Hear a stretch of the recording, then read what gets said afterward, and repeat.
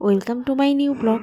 তোমরা সবাই হয়তো শিলিগুড়িতে গেলে সিটি সেন্টার, তারপর ভেগাতে সবাই হয়তো গিয়েই থাকো।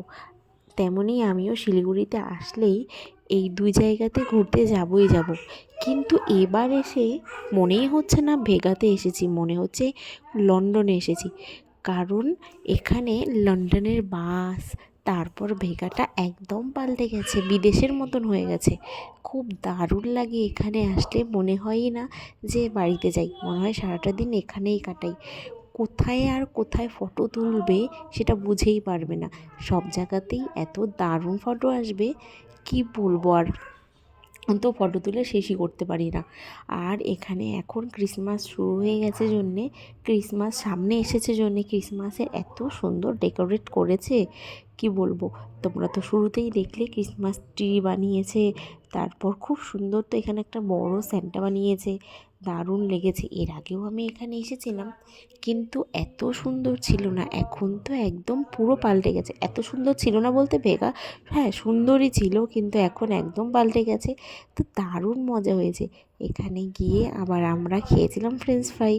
ফ্রেঞ্চ ফ্রাই তো সবাই বাড়িতে খেয়ে থাকো, যেটাকে বাংলা ভাষায় বলে আলু ভাজা।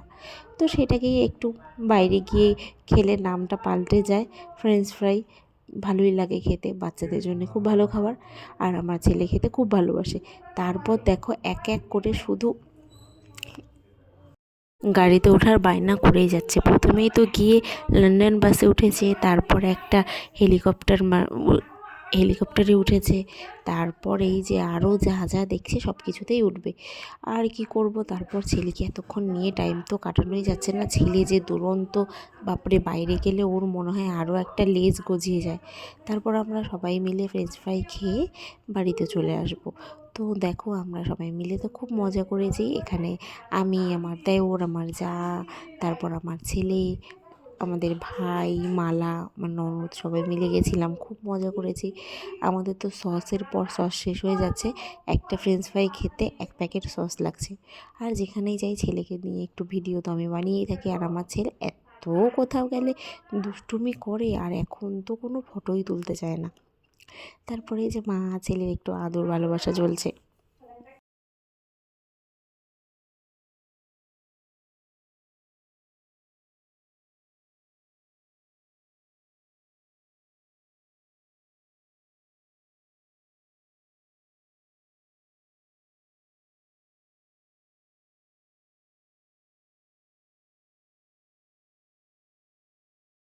যদিও বড় হয়ে গেছে, তাও মায়ের কাছে সন্তান সবসময় ছোটই থাকে।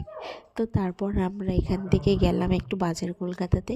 সেখানে গিয়ে কিছুই তেমন পছন্দ হলো না। আর কি করব, চলে আসলাম। এই যে এবার পর্ব এই ইলেকট্রিক সিঁড়িতে ওঠার, আমি কিন্তু ভীষণই ভয় পেতাম এটাতে। আমার বর তো এখানে আমাকে গেলেই শুধু বারে বারে ইলেকট্রিক সিঁড়িতে ওঠায় একবার নামায় একবার, ওঠায় একবার নামায় একবার। তো এখানে ও ছিল না, আর আমি একাই উঠেছি। আর আমার ছেলেকে দেখো একটুও ভয় পাচ্ছে না। ও মা গো, আমি তো ভেবেই অবাক, যেখানে আমি উঠতে ভয় পাই আর ও একদম ভয় পাচ্ছে না। আর এই যে দেখো, ফটো তুলতে পোজ দিতে বলেছি বলে একের পর এক পোজ দিয়েই যাচ্ছে। আমার ছেলে কিন্তু বেশ হিরো হিরো পোজ দেয় ফটো তোলার সময়, কিন্তু সব সময় ফটো তুলতে চায় না, মুডের ওপর নির্ভর করে। আর আমরা কিন্তু শিলিগুড়িতে এসে খুব মজাই করছি।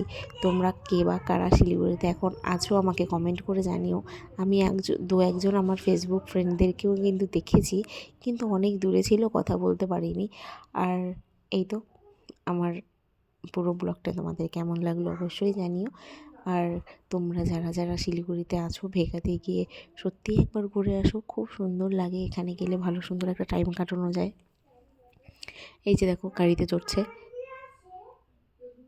যেই গাড়ি দেখছে সেই গাড়িতেই উঠবে বলে বায়না করছে। আর এখানে একটু ঘুরিয়ে নামিয়ে দেয়, তারও কত দাম, কি বলবো। বাচ্চাদের মন রক্ষার জন্য তো ওঠাতেই হয়। আর আমাকে কেমন লাগছিল জানিও।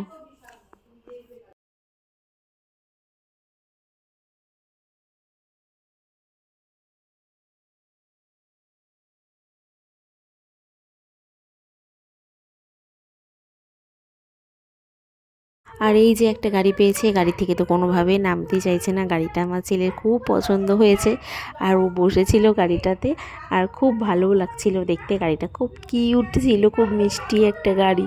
সব বাচ্চারাই চড়ছে, ওখানে যারাই যায় তারাই বাচ্চাদের জন্য এই যে একটা বায়না ধরবে বাচ্চারা, যেখানে এটাতে চড়বো সেটাতে চড়বো। এটা একটা কি বলবো, বাচ্চাদেরই মজার জায়গা। এই যে দেখতে পাচ্ছ, এটাই হচ্ছে সেই লন্ডন বাস যেটার কথা আমি এতক্ষণ ধরে তোমাদের বললাম। আমার ছেলে কিন্তু উঠে গেছে। প্রথমে আমি ভেবেছিলাম ও মনে হয় ভয় পাবে, উঠতে যাবে না। তো আমি ভুল ভেবেছি, ছেলে তো দারুণভাবে মজা করেছে, উঠে ভয় পায়নি কিচ্ছু না, আমাকে আরও উল্টো টাটা দিচ্ছে। আমার এই ব্লগটা তোমাদের কেমন লাগলো আমাকে কমেন্ট করে জানিও। আর আমরা কিন্তু ভেগাতে গিয়ে ভীষণ মজা করেছি।